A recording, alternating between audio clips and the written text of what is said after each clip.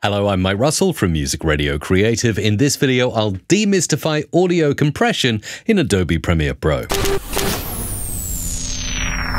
So you're editing your video or your podcast, whatever it is, and you notice that the levels on the audio are quite variable. Sometimes you get peaks. So for instance, if we look at this audio, there is definitely a peak around here, and there's definitely a peak around this area. And ideally, for a good listening and viewing experience, we want to even everything out so it's a consistent volume level.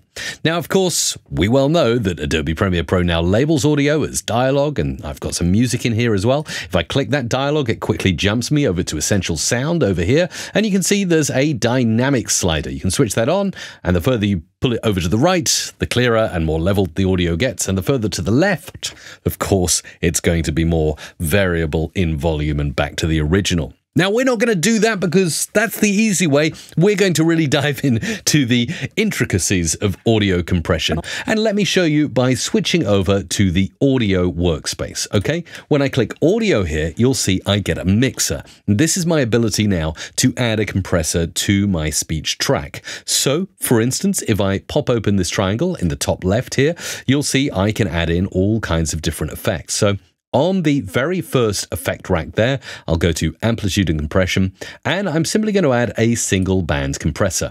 When I double click it, I get a few controls, and I'll tell you how to set these all up for optimum speech. So notice here that we need to choose a threshold first. So how do you know where to set that to get this compressor working? Well, threshold is the point at which the compression kicks in.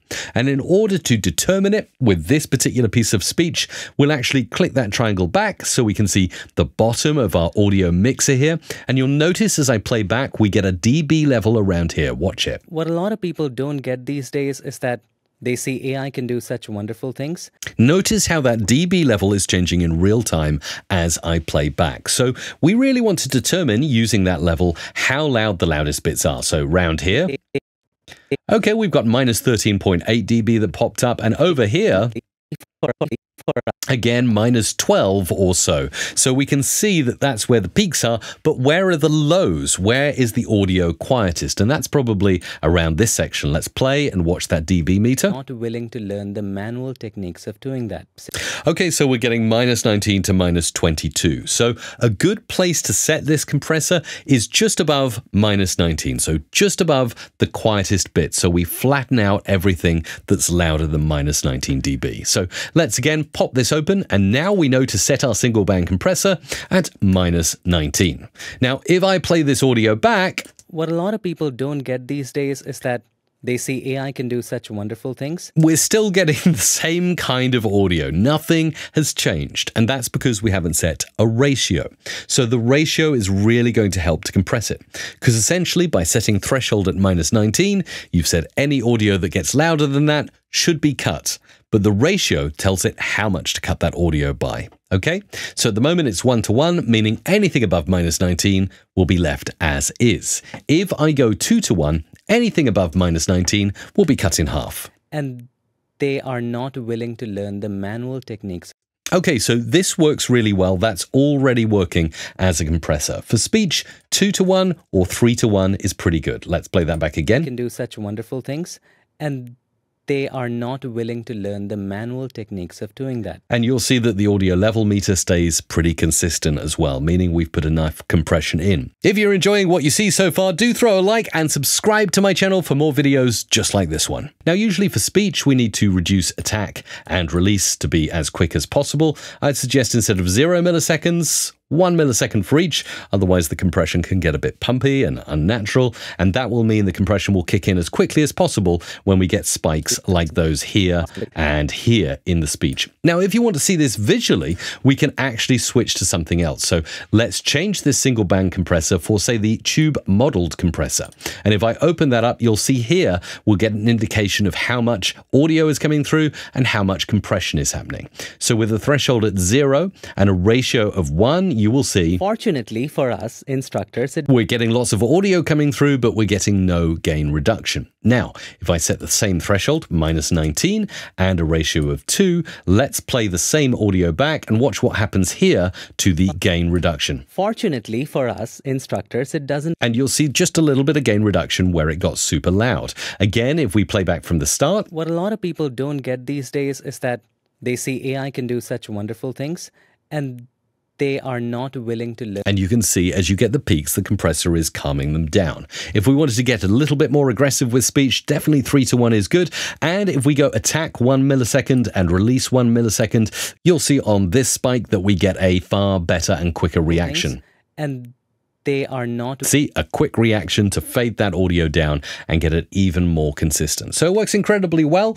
And some compressors come with an output gain boost. So obviously what compression does is it takes the loud parts and makes them quieter so that everything is equal with the quietest part of your audio, meaning that you probably get a reduction in volume. So you might want to boost up by say 2 or 3 dB after you've done your compression work. But this, of course, is a much more advanced way of dialing in a compressor than using Essential Sound, and you can really get things absolutely as accurate as you want. But I didn't want to finish there. I wanted to show you other forms of compression that can really help you. So we've got a nice tube modeled compressor on the speech here, and maybe we want to go ahead and add in under amplitude and compression a multi-band compressor.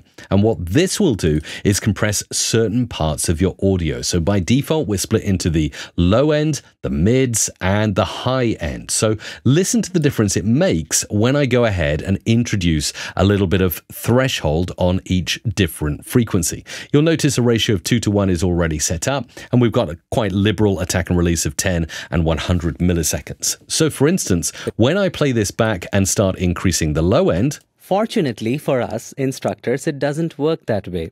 It will actually take out the low end. And again, if we go back and we start doing this, fortunately for us instructors, it doesn't work that way. You hear how the voice hollows out. So you can use this to do some EQ shaping on certain parts of your audio. Fortunately for us instructors, it doesn't work that way. And this can actually be quite good if you've got a sibilant region of your audio. And usually sibilance is between the sort of 4 and 8K mark. So actually we can move these lines, and I can choose this part, the green part of the multiband compressor, to be between 4, and let's just bring that in a bit, and 8K. And now if we did have sibilance, we could start to bring this in until we see some red gain reduction here.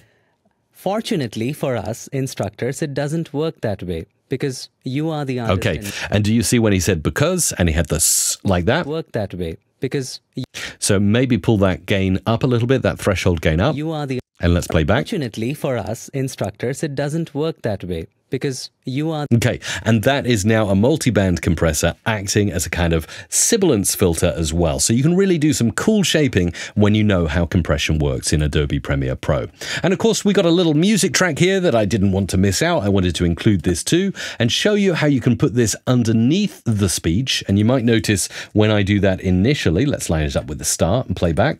Fortunately for us instructors, it doesn't. Okay, it's really hard to hear what's being said.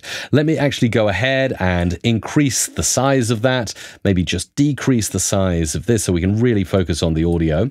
Now, first and foremost, what I might go ahead and do is decrease the volume on that by grabbing this line and play back. Fortunately for us instructors, it okay, we can start to hear, but we can still hear some of the high end and the high mids of the music are interfering with our speakers. So say we wanted to roll this music in the background, but use a bit of multi-band compression to shape this. On audio track 2, I'm going to go ahead and add in under amplitude and compression another multi-band compressor.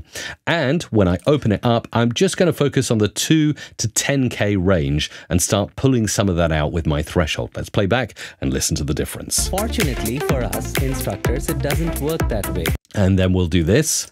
Because you are the artist and you choose how your result is going to be. Now, can you hear how it's hollowing out the music? So we're keeping the lows and the highs, but the mids that conflict with the speaker are starting to be reduced. Now I could make this more aggressive by making the ratio 3 on each different frequency range here. So the low mids and the high mids. Let's scrub back and listen. That way, because you are the artist and you choose. And we might say, actually, the bass is still interfering. I can still hear boom, boom, boom when our speaker is speaking. That's not good. good. So let's bring in the bass reduction. Because you are the artist and you choose how your result is going to be.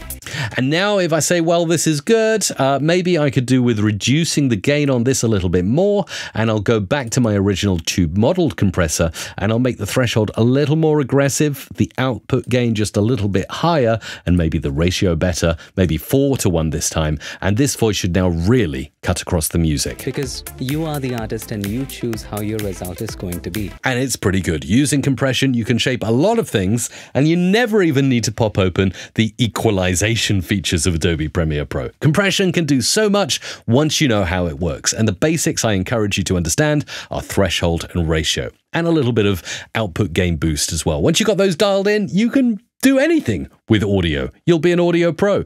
Talking about audio pro, if you want to learn more about audio in Premiere Pro, this is the channel for it. Go and watch the video that's showing up on your screen now. Click the links down below, and if you learned something, throw a like, subscribe to my channel. I'm always doing videos like this one.